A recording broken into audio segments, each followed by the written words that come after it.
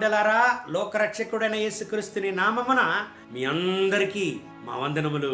Dear children of God, we bring greetings in the mighty name of our Lord Savior Jesus Christ. ఒక ఆత్మీయ దేవుని బిడ్డలుగా మనం ఎంతగా దేవుని పైన, వేద గ్రంథం పైన అవగాహన కలిగి ఉన్నామో అదే జాగ్రత్త లోకానుచార కార్యముల పైన మనల్ని మనం అప్పగించకుండా మనల్ని మనం కాపాడుకోవాలి. As spiritual children, how careful are we to follow Jesus and His word? We also need to be careful in not submitting ourselves to the worldly things. 1 తిమోతీయులకు 6:20 వాక్యాన్ని మనం చదవదామండి. Let's read from 1 Timothy chapter 6 verse 20. ఓ Timothy, నీకు అప్పగింపబడిన దానిని కాపాడి అపవిత్రమైన వట్టి మాటలకును జ్ఞానమని అబద్ధముగా చెప్పబడిన విపరీత వాదములకును దూరముగా ఉండుము. O Timothy, guard what was committed to your trust, avoiding the profane and idle babblings and contradictions of what is falsely called knowledge. మన విశ్వాసాన్ని మనం కాపాడుకోవాలంటే, If we have to protect our faith, అపవిత్రమైన వట్టి మాటలకు దూరంగా మనల్ని మనం కాపాడుకోవాలంట. 1 తిమోతీయులకు 6:21 వాక్యంలో ఆయన చెప్తున్నాడు, కొంతమంది అలాగా మాట్లాడి అలాగ విని వాళ్ళ విశ్వాసాన్ని వదిలే వాళ్ళు వెళ్ళిపోయినారట. in 1 Timothy chapter 6 verse 21, Paul says that there are a lot of people who have spoken idle words and have left their faith. దేవుని బిడ్డలారా, Dear children of God, వినడానికి ఎన్నో మాటలున్నది, there are so many things that we can hear too. చదవడానికి ఎన్నో వేద గ్రంథాల్లో దేవుని వాక్యాలు ఉన్నవి. There are so many aspects in the word of God. ఈ వాక్యాలని వదిలి Leaving these aspects, వట్టి మాటలకు, అపవిత్రమైన మాటలకు మన హృదయాన్ని, మన చెవిని వదిలివ్వకూడదంట. we should not leave our ear and our heart to idle words. ఇదే అపోస్తలుడైన పౌలు 2:8 వాక్యంలో ఆయన కొలొస్సీయులకు హెచ్చరిస్తాడు. The same apostle Paul warns to church of Colossians in Colossians chapter 2 verse 8. ఆ వాక్యాన్ని చదవదామండి. Let's read Colossians chapter 2 verse 8. ఆయనను అనుసరింపక మనుషుల పారంపర్యాచార్యమును అనగా లోక సంబంధమైన మూల పాఠములను అనుసరించి మోసకరమైన నిరర్ధక తత్వ జ్ఞానము చేత మిమ్మును చెరపట్టుకొని పోవువాడెవడైనా ఉండునేమో అని జాగ్రత్తగా ఉండుడి. Reading from Colossians chapter 2 verse 8.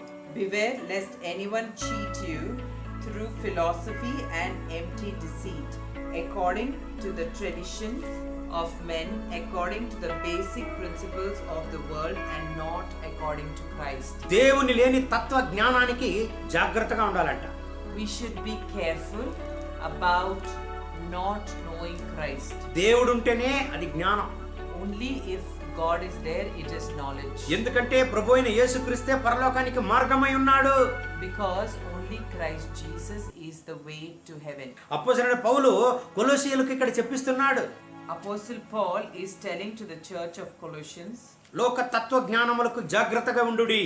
be very careful with the principles of the world. క్రీస్తు లేకుండా, Without Christ, విశ్వాసం లేకుండా without faith, ఎవ్వరు మిమ్మల్ని దోచుకొని వెళ్ళిపోకూడదు అని చెప్తున్నాడు ఆయన. without Christ and without faith, nobody should steal you.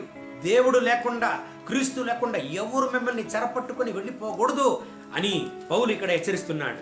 Paul is warning, saying that without Christ, nobody should take you away from him. దేవుని బిడ్డలారా, Dear children of God, అపవిత్రమైన వట్టి మాటలు idle words ప్రార్థన జీవితాన్ని దిగజార్చును. will drop your prayer life. వేద గ్రంథంలో ఒక వాక్యం ఉన్నదండి, In the word of God, there is one word which talks about విస్తారమైన మాటలలో దోషముండక మానదు. there will be sin in too many words. మనం ఊరికే ఉండేటప్పుడు వట్టి మాటలు మాట్లాడేదానికంటే, When we are sitting idle and talking only words, దేవుని దగ్గర మనం మాట్లాడవచ్చు. we can actually talk to God. ఈ పరిశుద్ధ గ్రంథాన్ని మనం చదవచ్చు. We can read the word of God. దేవుని బిడ్డలారా, Dear children of God, అపవిత్రమైన వట్టి మాటలకు హెచ్చరికగా ఉండుడి. be very conscious about the idle words. అది మన విశ్వాసాన్ని దిక్కు తిప్పివేయును. It will change the direction of our faith. దేవుడు మిమ్మల్ని ఆశీర్వదించి నడుపును గాక. God will bless you and lead you. మీ విశ్వాసాన్ని బలపరచును గాక. He will strengthen your faith. దేవుడు మిమ్మల్ని కాపాడి అనేక మందికి జీవంగల సాక్ష్యంగా నిలుపును గాక. He will make you as a living testimony to many people. ఈ వాగ్దానం ప్రకారం ఈ రోజంతా దేవుడు మిమ్మల్ని ఆశీర్వదించును గాక. I pray that according to this word, He will lead you throughout the day. మన కళ్ళు మూసి ప్రార్థన చేద్దామండి. Let's close our eyes and pray. కృపగల తండ్రి, Dear Heavenly Father, మహోన్నతమైన ప్రభువా, dear gracious Father, ఈ ప్రార్థనలో ఏకీభవించి ప్రార్థించే ప్రతి ఒక్క దేవుని బిడ్డల కొరకు ప్రార్థిస్తున్నాం. I pray for all your children who are standing in this prayer. ఈ బిడ్డలను ఆశీర్వదించండి. Lord, we pray that you would bless them వీళ్ళ పరిశుద్ధ జీవితానికి, for their holy life, వీళ్ళ విశ్వాస జీవితానికి, for their faith life, వీళ్ళ ప్రార్థన జీవితానికి for their prayer life. విరోధంగా క్రియని చూసే సకల శత్రు క్రియలను యేసుని నామమున ఇప్పుడే వీళ్ళ నుంచి నిర్మూలించండి. Lord, we pray that you would remove everything of the enemy that is trying to stop their prayer life and their faith life. ఈ బిడ్డలను ఆశీర్వదించండి. Lord, we pray that you bless your children. వీళ్ళను హెచ్చించండి. Lord, we pray that you lift them up. మీ మహోన్నతమైనటువంటి ప్రసన్నత ఎల్లప్పుడూ వీళ్ళపైన ఉండును గాక. Lord, we pray that your grace will be always upon them. ఈ రోజంతా మీ సమాధానంతో వీళ్ళని నింపండి. Lord, we pray that you bless them with peace throughout the day. ఈ రోజంతా మీ శాంతితో వీళ్ళని నింపండి. Lord, we pray that you would fill them with your peace today. మహిమ ఘనత స్తుతి మీకే. All glory, honor, power and praise. యేసుని నామమున వేడుకుంటాము తండ్రి. In Jesus' name. Amen. Amen.